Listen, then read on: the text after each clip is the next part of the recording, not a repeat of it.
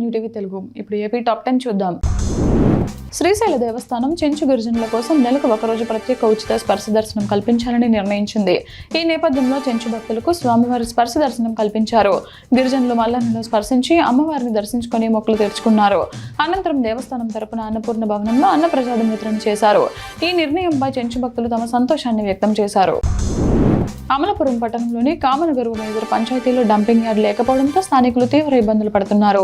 కాలువ గట్లపైనే చెత్తను కుప్పలుగా వేసి తగులబెట్టడంతో వెలువడుతున్న దట్టమైన పొగ కారణంగా వాహనదారులు బాధితులు ఇబ్బందులు ఎదుర్కొంటున్నారు.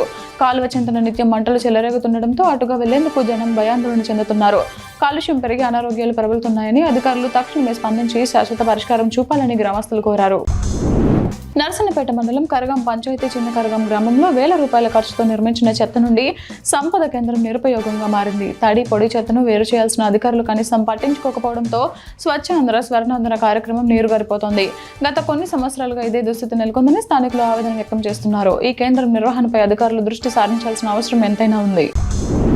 అమలాపురం మండలంలోని 22 గ్రామాల్లో 19 లక్షల వ్యయంతో 26 సాగునీటి పనులు వేగంగా జరుగుతున్నాయి. ఉపాధి హామీ పథకం కింద పంట కాలువలు, బోధుల్లో పూడిక, తుప్పలను తొలగిస్తున్నారు. ఈ పనుల ద్వారా కూలీలకు ఉపాధి కల్పించడంతో పాటు రైతులకు సాగునీరు సకాలంలో అందేలా చర్యలు తీసుకుంటున్నామని ఏపీఓ శ్రీనిబాబు గురువారం తెలిపారు. వర్షాకాలం ప్రారంభానికి ముందే పనులు పూర్తి చేసి రైతులకు ప్రయోజనం చేకూరుస్తామని ఆయన పేర్కొన్నారు. వీరవాసరం మండలం మత్స్యపురంలో పంచాయతీ చెరువును ఆక్రమించుకుని నివాసముంటున్న 27 గృహాలను అధికారులు భారీ పోలీసు బందోబస్తు మధ్య తొలగిస్తున్నారు. ఏళ్ల తరబడి చెరువును ఆక్రమించుకున్న వారికి గ్రామంలోనే వేరే చోట ఇళ్ల స్థలాలు కేటాయిస్తామని అధికారులు సూచించిన వారు అంగీకరించలేదు. దీంతో అధికారులు హైకోర్టును ఆశ్రయించగా హైకోర్టు ఆదేశాలతో ప్రొక్లైన్ సాయంతో గృహాలను తొలగిస్తున్నారు. ఆక్రమణదారులు ఇప్పటికిప్పుడు ఖాళీ చేయమంటే ఎలా అని అధికారులను ప్రశ్నిస్తున్నారు. మామిడికుదురు మండలంలోని నగరం విద్యుత్ ఉప కేంద్రం పరిధిలో అత్యవసర నిర్వహణ పనుల కారణంగా ఉదయం 8 గంటల నుంచి మధ్యాహ్నం 1 గంట వరకు విద్యుత్ సరఫరా నిలిపివేయబడుతుంది. ఈకే రాంబాబు తెలిపిన వివరాల ప్రకారం ఈ సబ్స్టేషన్ పరిధిలోని అన్ని గ్రామాల విద్యుత్ సరఫరాలో అంతరాయం ఏర్పడనుంది. వినియోగదారులు ఈ విషయాన్ని గమనించి సహకరించాలని కోరారు. భారీ ఈదురుగాలులతో కూడిన వర్షం మార్కాపురం జిల్లా బేస్తవారిపేట మండలం పిట్టికాయగొల్ల గ్రామంలోని 6 యానాది కుటుంబాల పూరి గుడిసెలను కూల్చివేసింది. దీంతో నిల్వ నీటితో పాటు ఇంట్లోని బియ్యం, నిత్యావసర సరుకులు కూడా వానలో తడిచిపోయాయి. తమ పిల్లలకు కడుపు నిండా ఆహారం పెట్టలేని దుస్థితి ఏర్పడిందని యానాది కుటుంబ సభ్యులు ఆవేదన వ్యక్తం చేశారు. అధికారులు, ప్రజాప్రతినిధులు తమను పట్టించుకోవడం లేదని దాతలు ఆదుకోవాలని వారు కోరుతున్నారు.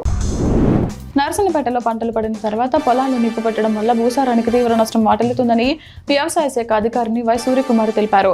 ఇలా చేయడం వల్ల పొలంలోని నత్రజని, సల్ఫర్ వంటి ముఖ్యమైన పోషకాలు అంతరించిపోతాయని, మిత్ర కీటకాలు, తేమ, సేంద్రియ పదార్థం కూడా నశించిపోతాయని ఆమె వివరించారు.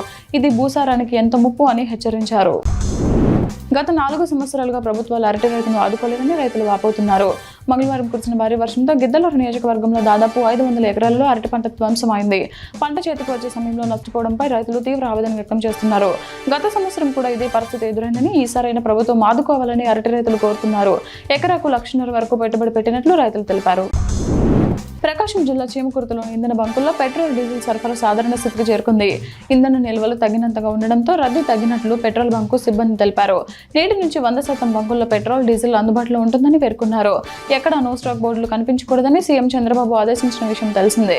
ఈ ఆదేశాల నేపథ్యంలో సరఫరా యథావిధిగా కొనసాగుతోంది.